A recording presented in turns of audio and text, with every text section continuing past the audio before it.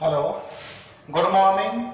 मैं लोकेश चौधरी, आप सबका ऑनलाइन क्लासेज में स्वागत है। ठीक है, हमारा चैप्टर चल रहा है केमिकल काइनेटिक्स में हम दो टॉपिक पढ़ चुके हैं। अब है अभिक्रिया की कोटि। लास्ट वीडियो में हमने पढ़ा था अभिक्रिया के वेग को प्रभावित करने वाले कारक। ठीक है, सबसे पहले है अभिक्रिया की कोटि से क्या मतलब है। यानी कि किसी रासायनिक अभिक्रिया में अभिकारक के जितने अणुओं की सांद्रता में परिवर्तन होता है वह अभिक्रिया की कोटि कहलाती है। यानी कि किसी रासायनिक अभिक्रिया में अभिकारक के जितने अणुओं की सांद्रता में परिवर्तन होता है उसे हम अभिक्रिया की कोटि कहते हैं। अभिक्रिया की कोटि शून्य कोटि, प्रथम कोटि, द्वितीय कोटि और तृतीय कोटि। यानी कि अभिक्रिया की कोटि शून्य कोटि, प्रथम कोटि, द्वितीय कोटि और तृतीय कोटि तक होती है। ठीक है, कोटि का मान शून्य हो सकता है, जबकि जो अणु संकेता है उसका मान शून्य नहीं होता। कोटि का मान प्रायोगिक होता है। यानी कि कोटि का मान कैसा है? प्रायोगिक। और कोटि का मान शून्य, पूर्णांक या भिन्नात्मक हो सकता है। ठीक है, कोटि का संबंध अभिकारक की सांद्रता से होता है। ठीक है, किसी रासायनिक अभिक्रिया की कोटि ज्ञात करने के लिए अभिक्रिया के वेग की आवश्यकता होती है। ठीक है, अगर हमारे पास में प्राथमिक अभिक्रिया है या जटिल अभिक्रिया है, यानी कि प्राथमिक एवं जटिल दोनों प्रकार की अभिक्रियाओं की कोटि ज्ञात की जा सकती है। जो जटिल अभिक्रियाएं होती हैं जिनमें जो धीमा पद होता है, स्लो स्टेप होती है, उसके आधार पर अभिक्रिया की कोटि ज्ञात की जाती है। ठीक है, इसके अलावा अभिक्रिया के ऊपर यानी कि जो कोटि है वो ताप, दाब आदि से प्रभावित होती है, यानी कि इनके ऊपर इनका प्रभाव होता है। आगे देखते हैं अभिक्रिया की कोटि व अणु संख्याता में क्या डिफरेंट होता है। यानी कि अभिक्रिया की कोटि एवं अणु संख्याता में क्या अंतर है। सबसे पहले अभिक्रिया की कोटि की हम यहाँ पे जो डेफिनेशन है वो दे देंगे। यानी कि किसी रासायनिक अभिक्रिया में अभिकारक के जितने अणुओं की सांद्रता में परिवर्तन होता है उसे हम अभिक्रिया की कोटि कहते हैं। यानी कि अभिकारक की सांद्रता में परिवर्तन, यानी कि जितने अभिकारक के अणुओं की सांद्रता में परिवर्तन होगा उसके आधार पर अभिक्रिया की कोटि दी जाती है। दूसरा है अणु संकेता, यानी किसी रासायनिक अभिक्रिया में जितने अणु, परमाणु या आयन भाग लेते हैं उसे हम कहते हैं अणु संकेता। यानी कि रासायनिक अभिक्रिया में कितने अणु भाग ले रहे हैं वो होती है अणु संकेता। नेक्स्ट है अभिक्रिया की कोटि प्रायोगिक होती है। यानी कि कोटि का मान कैसा होता है? प्रायोगिक। जबकि जो अणु संकेता है इसका मान होता है सैद्धांतिक। यानी कि अणु संकेता सैद्धांतिक होती है। कोटि का मान शून्य, पूर्णांक एवं भिन्नात्मक हो सकता है। यानी किसी रासायनिक अभिक्रिया की कोटि शून्य भी हो सकती है, पूर्णांक में भी हो सकती है और भिन्नात्मक हो सकती है। जबकि अणु संकेता का मान पूर्णांक में होता है। किसमें होता है? पूर्णांक में होता है। नेक्स्ट है यानी कि किसी रासायनिक अभिक्रिया की कोटि है, उसके ऊपर ताप, दाब आदि का कोई प्रभाव नहीं होता। ये आदि का प्रभाव होता है, जबकि अणु संकेता पे कोई प्रभाव नहीं होता। आगे हम देखें कि हमारे पास में जो अभिक्रिया की कोटि है, उस कोटि में यानी कि अभिक्रिया हमारे पास में सामान्य अभिक्रिया, प्राथमिक अभिक्रिया हो सकती है, जटिल अभिक्रिया हो सकती है। प्राथमिक अभिक्रिया एवं जटिल अभिक्रिया दोनों की क्रियाविधि के आधार पर अभिक्रिया की कोटि ज्ञात की जा सकती है। ठीक है, जो जटिल अभिक्रियाएं हैं, जटिल अभिक्रियाओं की कोटि ज्ञात करने के लिए जटिल अभिक्रियाओं में जो स्लो स्टेप है, धीमा पद है, उसके आधार पर अभिक्रिया की कोटि ज्ञात की जाती है। जबकि अणु संकेता में जो प्राथमिक अभिक्रियाएं हैं, उनमें अणु संकेता आसानी से हम ज्ञात कर सकते हैं, लेकिन जटिल अभिक्रियाओं में अणु संकेता का मान का कोई अर्थ नहीं होता। ठीक है, और जटिल अभिक्रियाओं में इंपॉर्टेंट चीज है, जटिल अभिक्रियाओं में चाहे हमारे पास में अभिक्रिया की कोटि हो या अणु संकेता हो, उसका मान समान होता है। ठीक है, किसी रासायनिक अभिक्रिया की अणु संकेता ज्ञात करने के लिए अभिक्रिया के वेग की आवश्यकता नहीं होती। ठीक है, आगे है अणु संकेता, यानी कि किसी अभिक्रिया के लिए कोटि व अणु संकेता का मान भिन्न भिन्न हो सकता है। जैसे हम अभिक्रिया की बात करें, एस्टर का जल अपघटन है CH3COOC2H5 प्लस H2O। एस्टर के जल अपघटन से एसिटिक अम्ल और एथेनॉल का निर्माण होता है। इस अभिक्रिया में हम अणु संकेता देखें तो इस अभिक्रिया की जो अणु संकेता है उसका मान 2 है। अणु संकेता का मान 2 है, लेकिन कोटि का मान 1 है, क्योंकि यहां पे जो एस्टर का जल अपघटन है, इसमें केवल एस्टर की सांद्रता में परिवर्तन होता है, जल की सांद्रता में कोई परिवर्तन नहीं होता। अतः यहाँ पे जो अभिक्रिया की कोटि है वो कितनी है? 1 है। यानी कि किसी रासायनिक अभिक्रिया में अभिकारक के जितने अणुओं की सांद्रता में परिवर्तन होता है, उसके आधार पर अभिक्रिया की कोटि दी जाती है।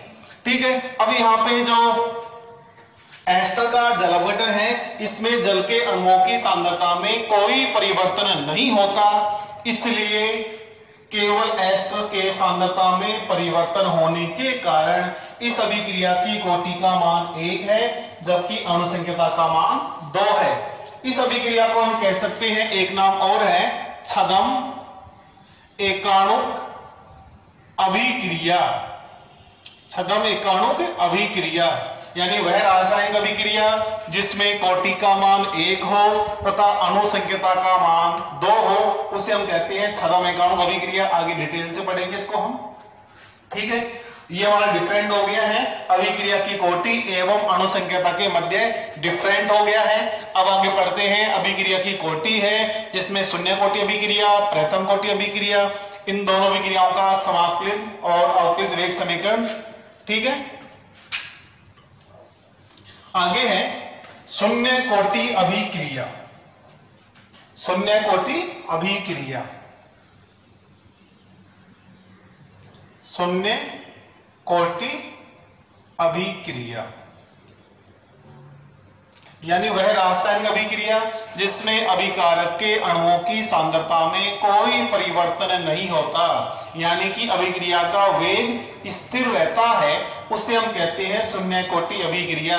या किसी रासायनिक अभिक्रिया में अभिकारक के अणुओं की सांद्रता में परिवर्तन शून्य घातांक के समानुपाती होता है, उसे हम कहते हैं शून्य कोटि अभिक्रिया, यानी कि सांद्रता में परिवर्तन ही नहीं होता। ठीक है, ऐसे भी क्रियाएं होती हैं, यानी कि वे अभिक्रियाएं जो सूर्य के प्रकाश की उपस्थिति में संपन्न होती हैं, वे अभिक्रियाएं शून्य कोटि अभिक्रियाओं के एग्जाम्पल में आती हैं। जैसे हमारे पास में अभिक्रिया हम कह सकते हैं प्रकाश संश्लेषण की अभिक्रिया है। प्रकाश संश्लेषण की अभिक्रिया शून्य कोटि अभिक्रिया का उदाहरण है। और भी बहुत सी अभिक्रियाएं हैं जिनको हम देखते हैं कौन कौन सी अभिक्रियाएं हैं जो शून्य कोटि में आती हैं। इसके अलावा किसी धातु की सतह पर संपन्न होने वाली अभिक्रिया, यानी कि कोई अभिक्रिया है जो किसी धातु के सतह पर कंप्लीट हो रही है, वो भी शून्य कोटि अभिक्रिया के एग्जाम्पल में आती है। जैसे अमोनिया के हैबर निर्माण की जो हैबर विधि है वो विधि है, और भी अन्य विधियां हैं, उनको हम देखते हैं।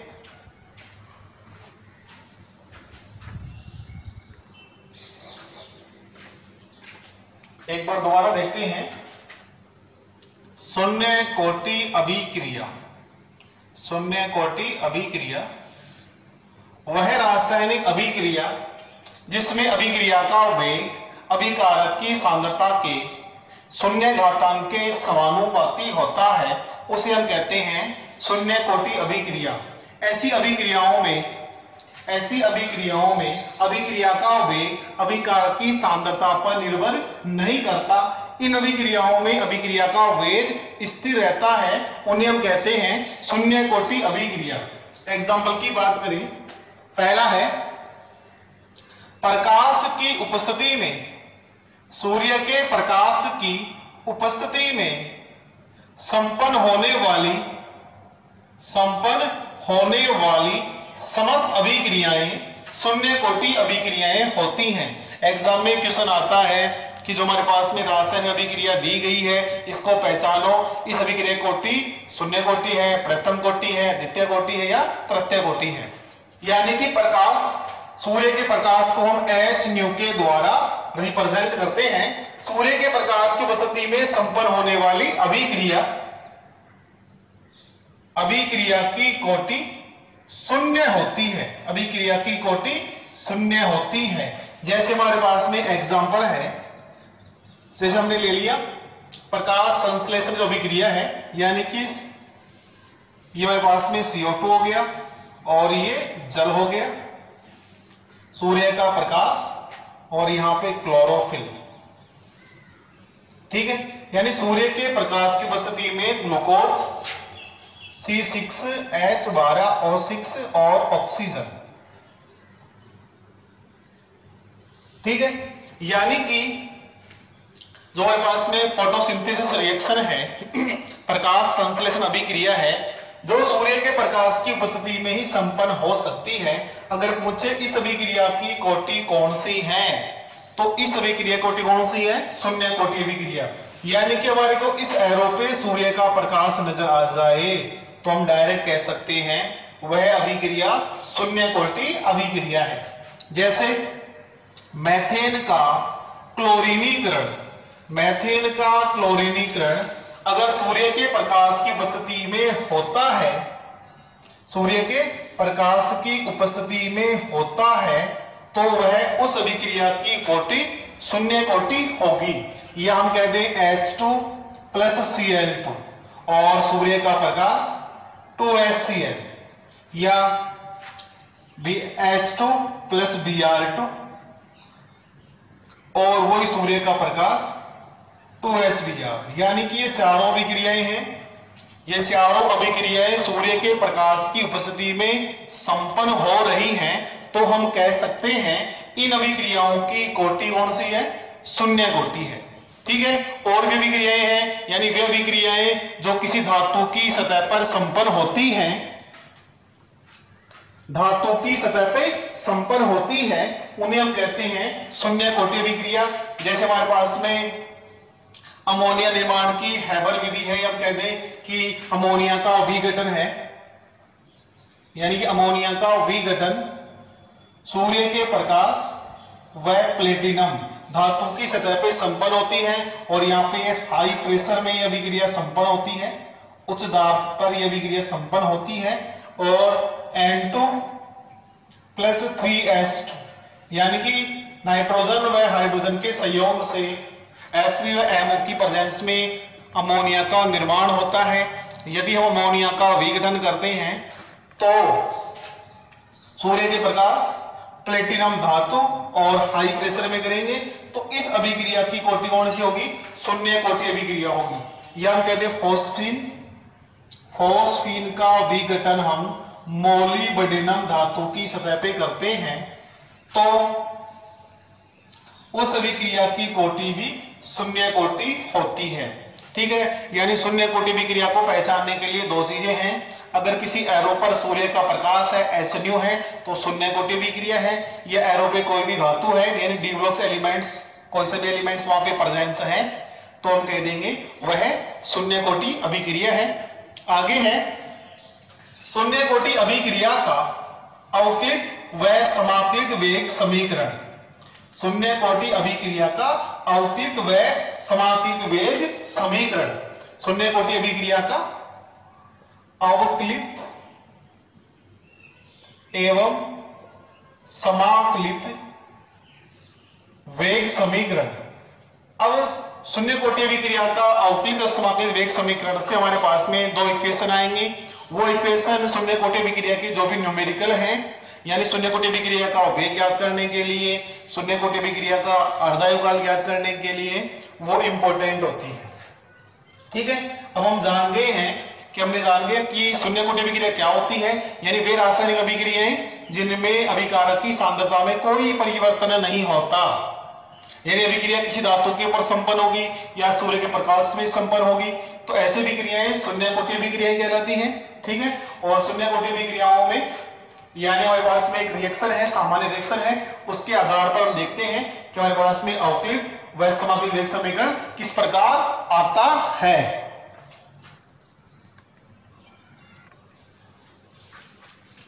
शून्य कोटि अभिक्रिया के अवकलित एवं समाकलित वेग समीकरण को व्यक्त करने के लिए ये हमारे पास में कोई अभिकारक है। ठीक है, अभिकारक से प्रोडक्ट का निर्माण हो रहा है। ठीक है, यहां पे K0 का मतलब है शून्य कोटि अभिक्रिया का वेग नियतांक। तो अभिक्रिया का वेग, अभिक्रिया का वेग बराबर माइनस डी एक की सांद्रता अपॉन dt। माइनस क्यों लिया है? क्योंकि अभिकारक की सांद्रता में परिवर्तन। ठीक है, इसको हम लिख सकते हैं dx अपॉन dt प्रोपोर्शनल एक की सांद्रता में जो परिवर्तन है वो शून्य घातांक के समानुपाती है। हमने पढ़ा है कि यानी शून्य कोटि अभिक्रिया में अभिक्रिया का वेग अभिकारक की सांद्रता के शून्य घातांक के समानुपाती होता है। ठीक है, आगे लिखेंगे dx अपॉन dt बराबर, इस प्रोपोर्शनल को हटाने के लिए K0 ले लेंगे, और K0 का मतलब क्या है? शून्य कोटि अभिक्रिया के लिए वेग नियतांक। ठीक है, अब देखो यहां पे 1 की पावर 0 है। ठीक है, 1 की पावर 0 का मान कितना हो जाएगा? 1 हो जाएगा। ठीक है, इसका मान क्या जाएगा? 1 आ जाएगा। तो हम क्या कर देंगे इसका dx बराबर K0 dt। ठीक है, इसको हम दे देंगे समीकरण नंबर 1। समीकरण नंबर 1 है जो समीकरण नंबर 1 शून्य कोटि अभिक्रिया के लिए, शून्य कोटि अभिक्रिया के लिए अवकलित वेग समीकरण है। अवकलित वेग समीकरण है, और K0 है शून्य कोटि अभिक्रिया के लिए वेग नियतांक। समीकरण 1 का समाकलन करने पर, समाकलन करने पर, तो देखो ये समाकलन का चिन्ह है dx बराबर K0। कोई भी कांस्टेंट होता है, कोई भी नियतांक है, उसका समाकलन हम यहां पे नहीं लेंगे, dt। ठीक है, इसका समाकलन क्या हो जाएगा? x बराबर K0, dt का समाकलन t, और यहां पे c, और c यहां पे क्या है? समाकलन स्थिरांक है। c बराबर शून्य कोटि अभिक्रिया के लिए, शून्य कोटि अभिक्रिया के लिए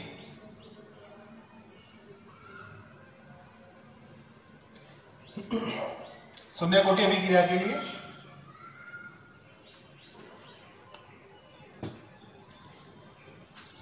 समाकलन स्थिरांक है, समाकलन स्थिरांक है जिसका मान निम्न प्रकार ज्ञात करते हैं, निम्न प्रकार ज्ञात करते हैं।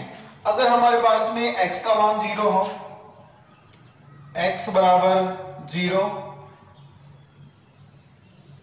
यानी कि t बराबर 0 हो तो x बराबर क्या होगा 0।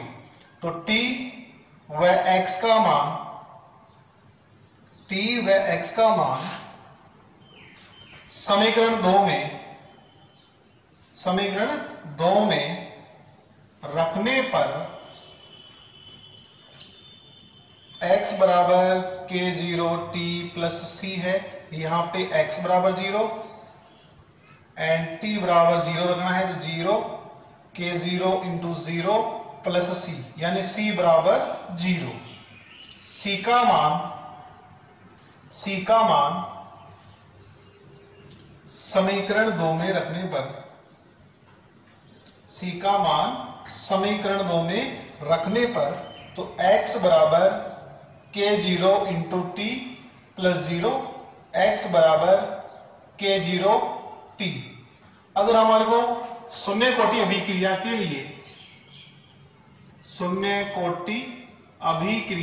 लिए वेग स्थिरांक ज्ञात करना हो, शून्य कोटि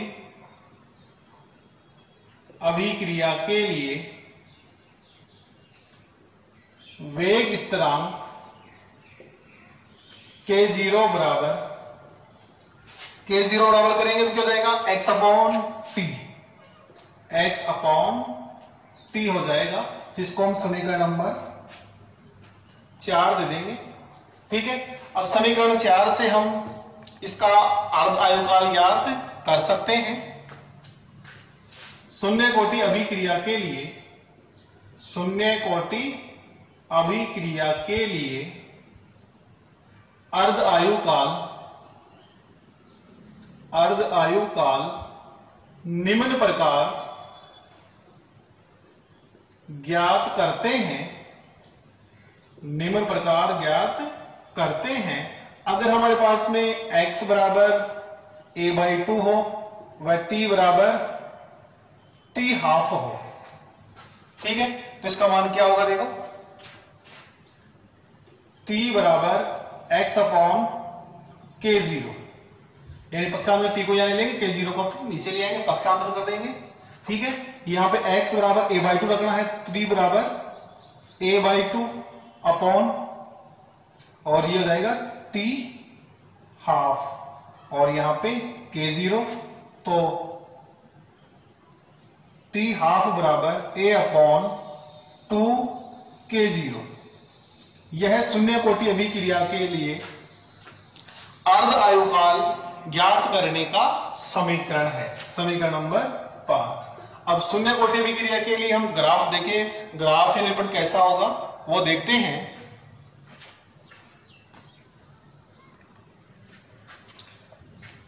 शून्य कोटि अभिक्रिया के लिए ग्राफीय निरूपण करने पर समीकरण 3 को x बराबर k0 t लेते हैं, जो कि एक y बराबर mx समीकरण के समतुल्य है, जो कि एक सरल रेखीय समीकरण है जिसका ढाल tan थीटा वेग स्थिरांक k0 के समतुल्य है।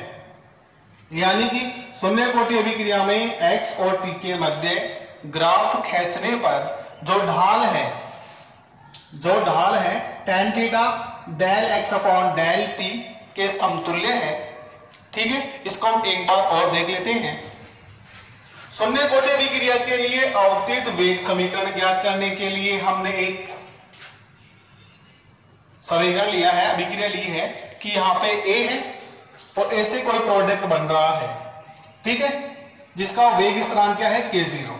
यानी शून्य कोटि अभिक्रिया के लिए k0 लेते हैं, प्रथम कोटि अभिक्रिया के लिए k1 लेते हैं। ठीक है, अभिक्रिया का वेग अभिक्रिया का वेग इस एक के आधार पर निकालेंगे। अब शून्य कोटि अभिक्रिया में अभिक्रिया का वेग अभिकारक की सांद्रता के शून्य घातांक के समानुपाती होता है। तो अभिक्रिया का वेग minus D A upon D T, इसको हम लिख सकते हैं dx upon D T proportional एक की सांद्रता शून्य घातांक, यानी अभिकारक की सांद्रता शून्य घातांक के समानुपाती होती है। और किसी की भी घातांक शून्य होती है, उसका मान कितना होता है? 1 होता है।